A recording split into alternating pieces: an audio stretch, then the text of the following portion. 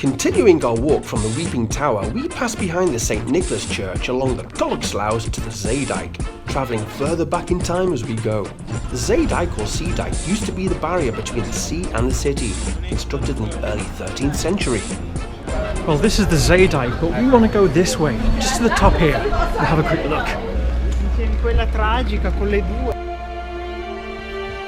The protective dike being the highest point in Amsterdam, averaging at 1.3 metres above sea level.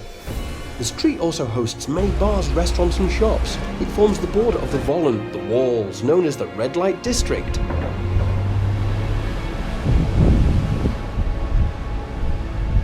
What I just wanted to stop and show you, this is the Zeedijk number 1, and actually one of the oldest and finest original wooden standing buildings still in Amsterdam, one of only 2 that we have left.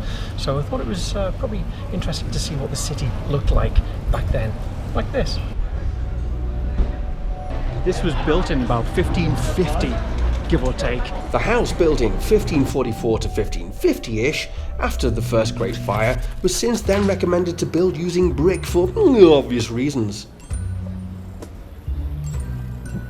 So this gives you a great idea of how the original Amsterdam used to look. It survived multiple occupations, wars, and even the 1980s.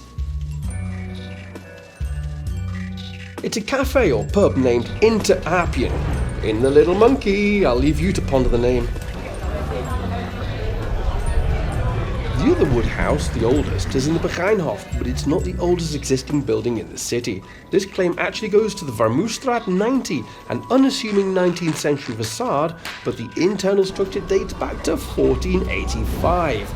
Yeah, it's now a gay club and it's called the Eagle, for anyone who's interested.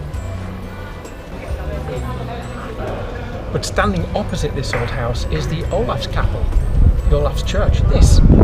Facing off, literally across the road, is the Olaf's Kapel, often unnoticed with the exception of its amazing port or entrance. Spes altera vitae means hope for the next life. It depicts a skeleton resting peacefully amongst a bed of skulls.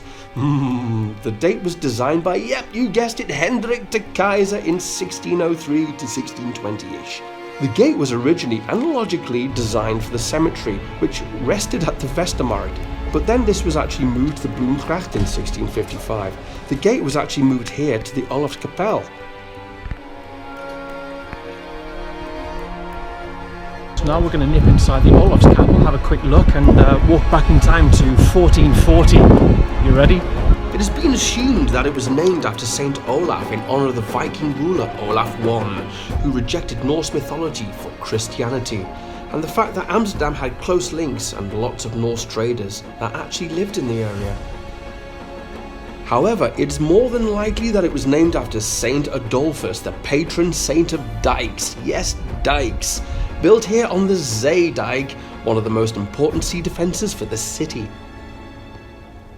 Various chapels were added in the 15th century, but the Jerusalem Chapel, which boasted the exact replica of the Holy Sepulchre, was demolished in 1644. Then came the alteration of Amsterdam, and the chapel remained unused and became a merchant stock exchange in 1586.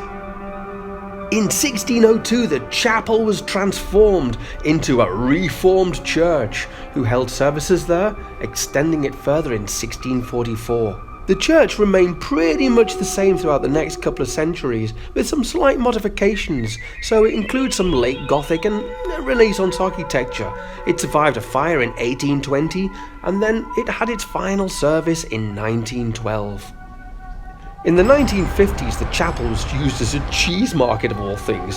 In 1964, the building was deemed unsafe and closed. It survived fire in 1966, and then in 1969 a roof was replaced and then the site was excavated. In 1991 it was bought by the city council for a guilder and then given monument status. It was then modified and then the graves under the church were excavated, bodies exhumed and moved. Well, not all of them as we found out, because there were actually 5 to 6 layers worth of bodies in those graves, dating back to the early 1600s. Now used by the Barbers and Hotel as a conference centre, it's still active, hosting corporate events, parties all year round. An amazing history kept alive, still protecting the dike in the city more than 600 years later. And so that was the Olafskapel. Saint Olaf, the patron saint of dikes. Come on, we got work to do. Next up, we discover a secret hidden church, the heart of the red light district, and then journey back in time to the very beginning.